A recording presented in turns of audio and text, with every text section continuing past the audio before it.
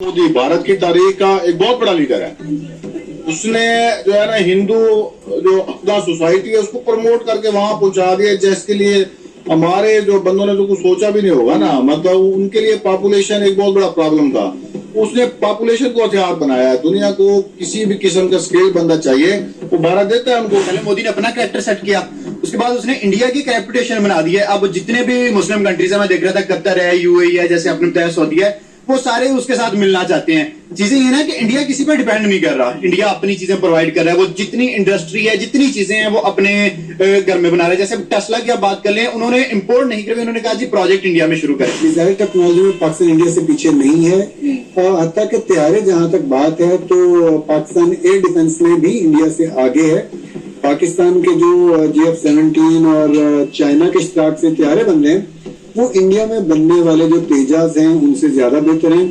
Even उन्होंने जो import किए राफेल, उनसे भी निस्बतन पाकिस्तान के तैयार करदा इक्विपमेंट बेहतर है। नेशनल इंटरेस्ट अगर उनको मिल रहा है गल्फ कंट्रीज से, या गल्फ कंट्रीज एक काफिर मुल्क की तरफ जा रही है, तो वो अपना नेशनल इंटरेस्ट देख रही है। उन्होंने ये नहीं देखना कि वो पाकिस्तान हमारा इस्लामी मुल्क है या कतर हमारा इस्लामी मुल्क है। तो वो यही बात तो मैं कह रही हूँ कि उन्होंने मजहब को एक तरफ रख कर अपने मफाद को तरजीह दे रहे हैं कि हमारे मुल्क के लिए बेहतर क्या है। यार आपको छोटी सी मिसाल देता हूँ, लद्दाख में आपने देखा होगा चाइनीज फौजियों ने डंडों से मारा था इनको, उस पे खारदार तारा। लेकिन चाइना ने भारत के साथ ट्रेड बंद नहीं की थी, बिजनेस का दौर। जबरदस्त टेक्नोलॉजी है। पहले आपको एक प्रॉपर सरफेस चाहिए होता था अगर आपने कुछ चीज लॉन्च करनी है या करना है। अब आपने जैसे बता दिया पानी के अंदर से करें, इन दी एयर, जहां से भी करें। तो देखें डेफिनेटली बात है कि साइंस जो है अगर उसका पॉजिटिव इस्तेमाल करें तो वो बहुत यूटिलाइज हो सकती है इंसान के लिए। देखिए अब इंडिया ने अपना इतना स्ट्रॉन्ग कर लिया, अगर इंडिया के साथ कोई भी पंगा लेते, इवन पाकिस्तान है, ईरान है, या जो भी कंट्री चाइना के साथ उसके कॉन्फ्लिक्ट चल रहे थे, कोई भी पंगा लेगा, अब उनको पता होगा कि यार इंडिया के पास इतनी एडवांस टेक्नोलॉजी है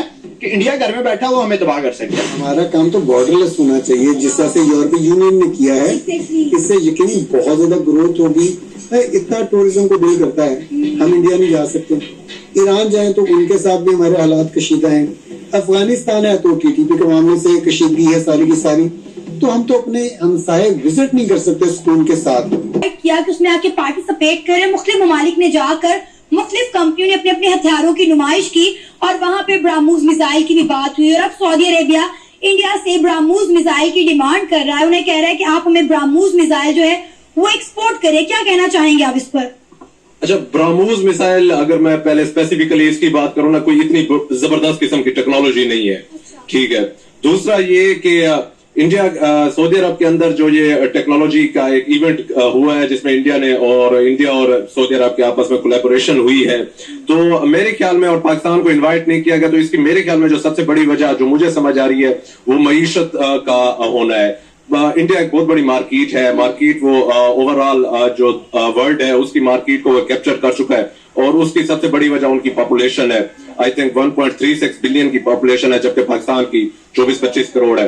तो अगर मार्केट वाइज बात की जाए तो उन्होंने पूरी दुनिया को कैप्चर कर लिया, जिसकी वजह से दुनिया उस इंडिया की तरफ टिल्ट होती है।